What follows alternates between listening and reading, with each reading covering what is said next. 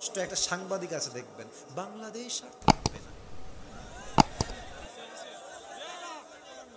তো আসো, যদি তুমি চট্টগ্রাম, এই দেখেন আপনারা খেয়াল করেন, ওরা বলে চট্টগ্রাম নিব, ওরা বলে ফেনী নিব, ব্রাহ্মণবাড়িয়ার নাম কিন্তু কখনো বলতে চায় না।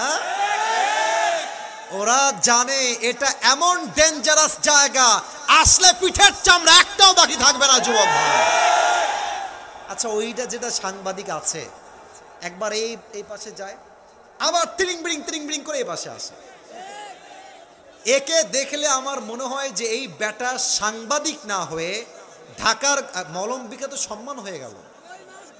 এই বেটা গুলিস্তানে আন্ডার প্যান্ট আর জাইঙ্গা বিক্রি করলে বেশি মানাবে যুবক ভাই। এটা সাংবাদিক হওয়ার কোনো যোগ্যতাই রাখে না, ঠিক কিনা বলেন? তো ওরা ভাবে যে আরে বাংলাদেশের মানুষ নরম সরম মানুষ, বোঝে না।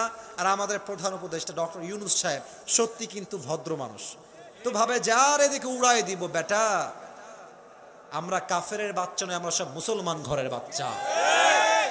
আর মনে রাখতে হবে, একজন ইমানদার যুবক হাজার হাজার বেঈমান কাফেরের সমান। আপনারা সমুদ্রের পানি দেখেছেন? সমুদ্রের পানি দেখবেন মাঝে মাঝে এটা স্থির থাকে, স্থির, বুঝবেন? তো কেউ যদি বলে যে সমুদ্রের পানির কোনো শক্তি নাই, সে ভুল ভেবেছে।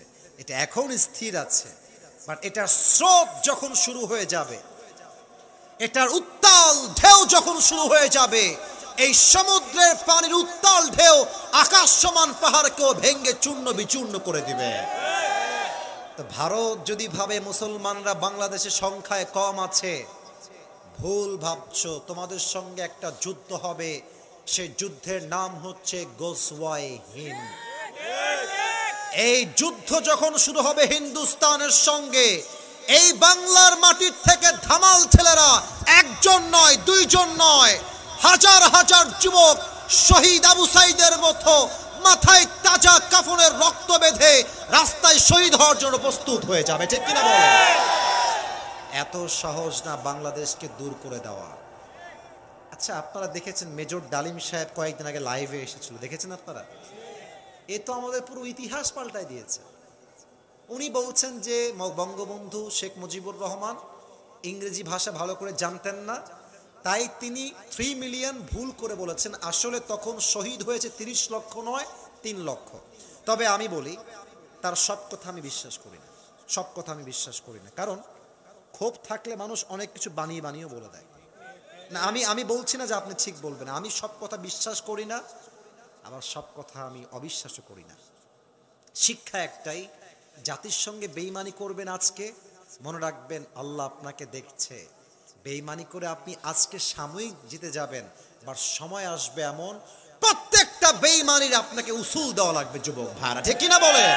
আচ্ছা, এই যে আমাদের মাতৃভূমি বাংলাদেশ, আপনারা ভাবেন যে আমাদের দেশটা মনে হয় ফকির। আমি আপনাকে তথ্য দিচ্ছি, আমাদের দেশটা যদি দুর্নীতি বন্ধ হয়ে যায়, দুবাইকে এটা হার মানিয়ে ফেলবে, বিশ্বাস রাখেন। দুবাইয়ে আছে তেলের খনি। আমাদের দেশে দিনাজপুর, নাম শুনেছেন?